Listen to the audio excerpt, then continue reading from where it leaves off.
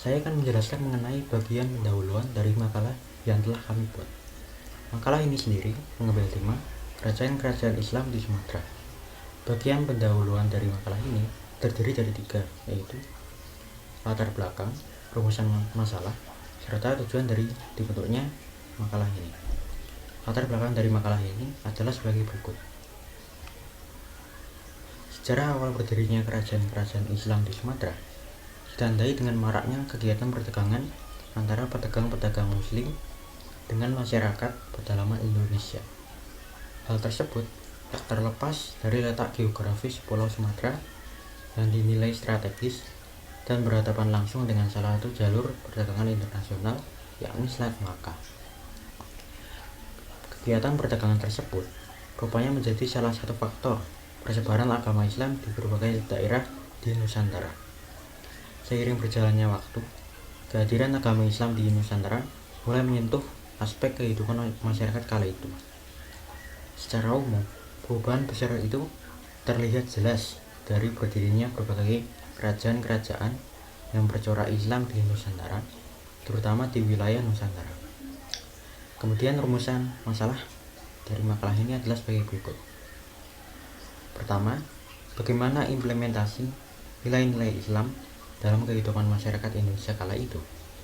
Yang kedua, faktor-faktor apa sajakah yang menyebabkan berkembangnya pengaruh Islam di Nusantara, khususnya wilayah Sumatera. Yang ketiga, bagaimanakah sejarah awal berdirinya kerajaan-kerajaan besar yang bercorak Islam di wilayah Sumatera. Kemudian tujuan masalah dari makalah ini adalah sebagaimana diterangkan pada bagian-bagian di atas.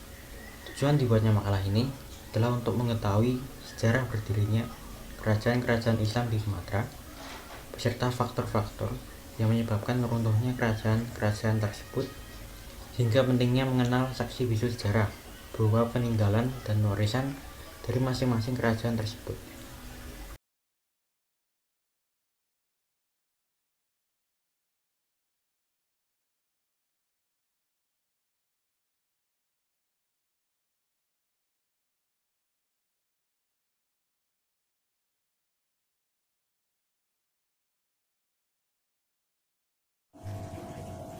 Implementasi nilai-nilai Islam. 1. Kemauan untuk menuntut ilmu setinggi-tingginya. Setelah kedatangan Kiai Haji Muhammad Afi, maka ajaran keislamian pun semakin mendalam. Hal ini dapat dilihat dari akan mudahnya untuk ditemui masjid, musola, dan sekolah madrasah. 2. Kemauan untuk menyebar Islam.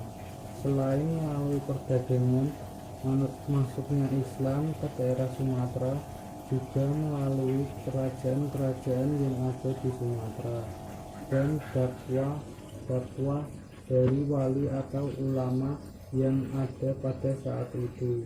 3. Semangat pantang menyerah. Ulama penyebar Islam di Indonesia telah menunjukkan sikap bersemangat pantang menyerah gigih dalam memperjuangkan ajaran Islam. 4.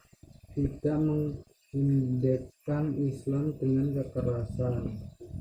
Sebagai agama rahmatan ilahi alim, Islam akan mengantarkan kerahmatan bagi alam semesta. Dengan demikian, dakwah Islami harus dilakukan dengan cara yang baik, tidak dengan kekerasan. 5. Pemurnian ajaran Islam hendaknya terus berjalan. Dakwahan Islami kepada umat Islam tetap perlu dilakukan, tujuannya agar mereka selalu menerapkan ajaran Islam dalam kehidupan sehari-hari. Lalu kita masuk ke dalam faktor-faktor berkembangnya pengaruh Islam.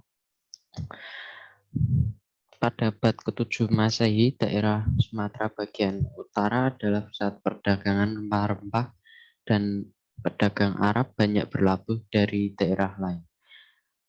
Letak pelabuhan yang berada di ujung Pulau Sumatera ini menyebabkan daerah ini menjadi tempat yang strategis. Oleh sebab itu, penyebaran agama Islam di Sumatera dilansir dari Kementerian Pendidikan dan Kebudayaan RI. Penyebaran agama Islam dilakukan oleh para saudagar Arab yang berdagang dari Mesir, Persia, atau Iran, Gujarat, atau India ke Cina melalui Barus Mansur.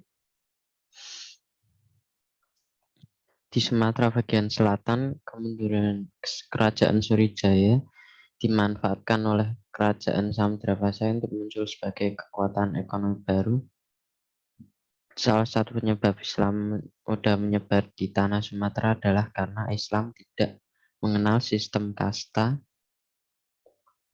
seperti agama sebelumnya yang dipeluk penduduk Sumatera, dan Islam memuliakan semua manusia termasuk masyarakat kelas bawah atau yang kurang mampu, dan wanita sangat dihargai di Islam dan menempatkan posisi wanita di atas para kaum laki-laki, sehingga masyarakat pada saat itu dengan mudah menerima Islam.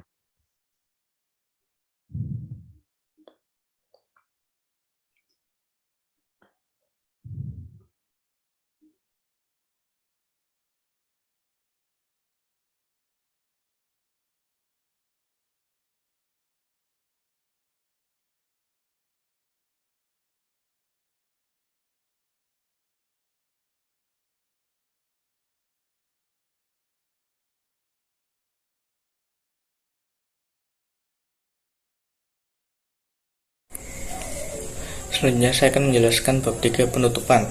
Pada bab 3 ini terdapat dua bagian, yaitu kesimpulan dan saran. Bagian kesimpulan berisi tentang simpulan dari penjelasan dari rumusan masalah pada bab 2. Isi dari kesimpulannya adalah Pulau Sumatera merupakan tempat pertama tersebarnya agama Islam. Hal tersebut dikarenakan banyaknya perdagangan antar pedagang Islam dari berbagai daerah yang pada akhirnya masuk ke Indonesia. Ajaran-ajaran Islam ini mulai bercampur dengan berbagai aspek kehidupan di Indonesia. Contohnya mulai berdirinya kerajaan-kerajaan bercorak Islam di seluruh Nusantara. Ada berbagai alasan mengapa agama Islam mudah diterima oleh masyarakat Indonesia. Yang pertama, karena agama Islam tidak mengenal sistem kasta.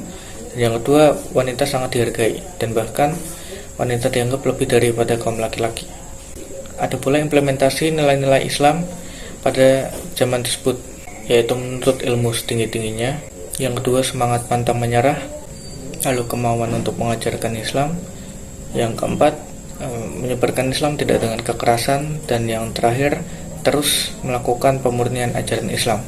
Lalu pada bagian saran berisi bahwa makalah ini masih jauh dari kata sempurna karena masih banyak kesalahan dalam pembuatannya, sehingga kami para penulis mengharapkan kritik dan saran dari pembaca.